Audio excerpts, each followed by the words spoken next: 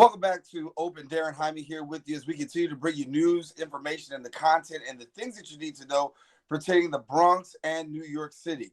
Well, as COVID-19 continues to wreak havoc across New York City, many people are working on the front lines. Our next guest is one that's actually doing both. She's working front lines in government and then also working front lines as a nurse. We're pleased to have joining us now Assemblymember from the 87th Assembly District right here in the borough of the Bronx, Karines Reyes. And thank you, Assemblywoman Reyes, for joining us here on Open.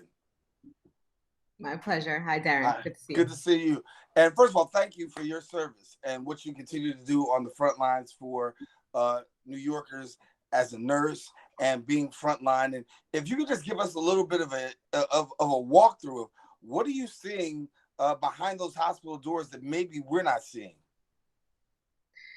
Well, it's interesting because when people ask me if I'm working with COVID patients, I have to tell them that almost every patient in the hospital is COVID. Every floor on every unit has been turned into COVID beds. We have patients in common areas or what used to be family areas that were never meant for patient care, but now when the governor asked us to increase capacity by 50%, so now there's hospital beds in waiting rooms and family rooms in spaces where we normally would not put patients in. So many patients are either on oxygen or ventilated. And I was commenting to you that the hospital where I work in Montefiore in the Bronx, here we had run out of ventilators by March 27th already. Every ventilator that we've used since then has been some kind of portable machine that has been brought in or procured from either the hospital or the governor. And we had never seen numbers like this, the amount of people sick and how severe and acutely ill people are becoming.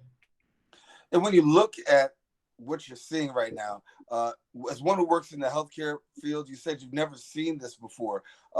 Talk to us about the attitude and really the morale of those who are working behind the scenes. I mean, you guys have record numbers that you're dealing with. And then, as you said, many of these people have been vented. So give us a little bit about morale and the mindset in there. Yeah, well, morale is definitely low. I think a lot of us hold on to each other's faith and hold on to each other for support. But the reality is that as healthcare workers, we're not immune to being sick. So many of the nurses and the doctors, the PAs, the ancillary staff, I mean, people who work in the kitchens, the secretary, everybody's getting sick. So we're all overworked, understaffed. On a regular day, they wouldn't give you 2 patients on a ventilator. But the reality is that when you have very little staff, you might end up with 3 patients on a ventilator and you have a census or a patient load of maybe 8, 9. Some nurses have said we've had 12 patients on a shift because there's only 2 nurses on the floor, whereas on a regular day under normal circumstances, you would have 5 or 6 nurses on the floor. We are worn out and exhausted. It's one of the reasons why I went back to work, because I know they need me. I know that they're short-staffed. And if there's anything that I could do to help by putting my expertise to use, that's the only thing that I can do. But we're all very tired. Mm-hmm. And let me shift gears a little bit, and it's probably staying along the same lines, because in addition to working in the nursing field, of course, you're representing the borough of the Bronx as an assemblywoman. And recently the budget was passed. And I know that a lot of concern was given and a lot of voices raised for Medicare cuts. Given the fact of what you're seeing right now with what's happening in the hospital, talk to us about your thoughts on the Medicare cuts, given the fact that you guys really are already in dire straits. Yeah, and the Medicaid cuts will mean very austere cuts and measures for not just the patients who receive Medicaid, but for the hospitals and the providers, the Medicaid providers. I was actually one of the members that voted down the budget because I believe that we had opportunities to tighten the belt in some areas, fiscal areas in our state, and to really we had the opportunity to start to raise revenue to make up for the Medicaid shortfall, and we didn't do that. I believe that we had the opportunity this year to raise taxes on the wealthiest people in our state. That's the 1% or the 2%, the millionaires, the billionaires. We could have raised taxes on them to kind of blunt some of the blow from these Medicaid cuts that were going to come anyway, because we started the year before the coronavirus pandemic with a $6 billion shortfall. And now that's estimated upwards of $15 billion. So I believe that we are going to have some difficult times ahead, particularly because the Medicaid cuts are scheduled to kick in later, sometime after they say that the state is no longer in a state of emergency. But I believe, and this is my clinical opinion, that there are going to be people who are going to have long-term needs based on what we're seeing with how COVID-19 affects people. Some folks are gonna either need, if they get to be extubated, are gonna need physical therapy, long-term physical therapy. You have to anticipate that there's gonna be either organ damage or hypoxic brain injuries from the lack of oxygen that people are experiencing. And these are all things that are gonna put a burden on Medicaid, particularly because a lot of people are gonna be unemployed after this is said and done. Right. And they're gonna rely on Medicaid. Yeah. And when we look at the numbers, we have like the Bronx has the highest per case fatality rate, you know, in New York City. So when you look at these and going forward, obviously a financial deficit that the state has already have, and now you're looking at, you know, where we are right now. How do you see things playing out going forward? I mean, the budget is passed already. We know that it's going forward. What can be done to kind of like mitigate and stem off some of these things now that we know that it's going to happen, right? What can we be doing now? Well, now there's the ability in the budget language for the governor to revisit the budget based on revenue. And that's something that he was given the authority to do because of what's happening.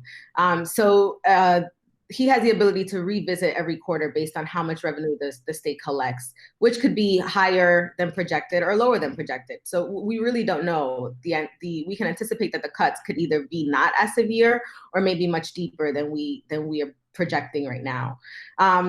And look, and I also want to say that the reason why our mortality rates are so high in the Bronx is because we have some of the highest rates of comorbidities. It's why we've always talked about Bronx being 62 out of 62. We have some of the highest rates of asthma in all the state.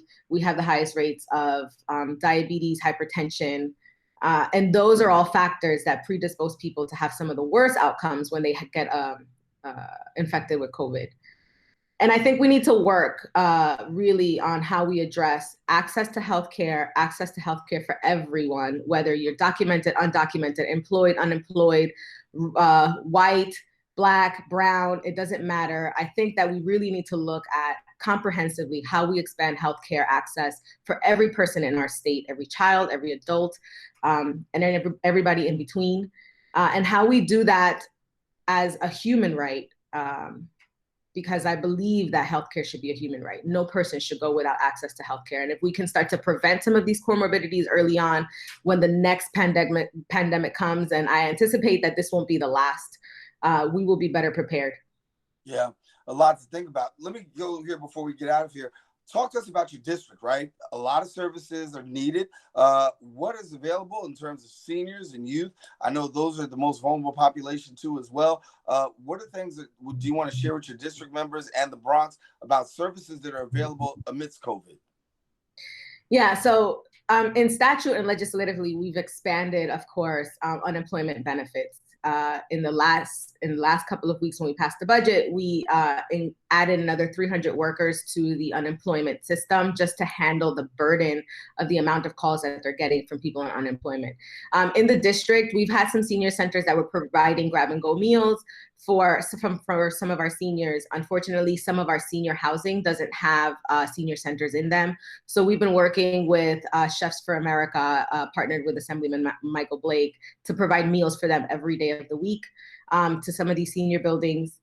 And of course, our public schools are providing grab-and-go meals for kids and students that need it. And our offices are still open, physically not open, but definitely remotely. If people need help with anything, they can call my office number, and my staff is ready to help them as best as we can. All righty. Well, we're going to leave it there. Assemblymember Karines Reyes, thank you so much for joining us here on Open. We continue to give the Bronx as much information as we can. And once again, thank you for the work that you do on the front lines, most of all as a nurse, and then, of course, and your work in government as well. Thank you so much. Thank you, Daren. Stay safe. All righty. Listen, stay with us. We do have more Open coming up. We'll be right back right after this.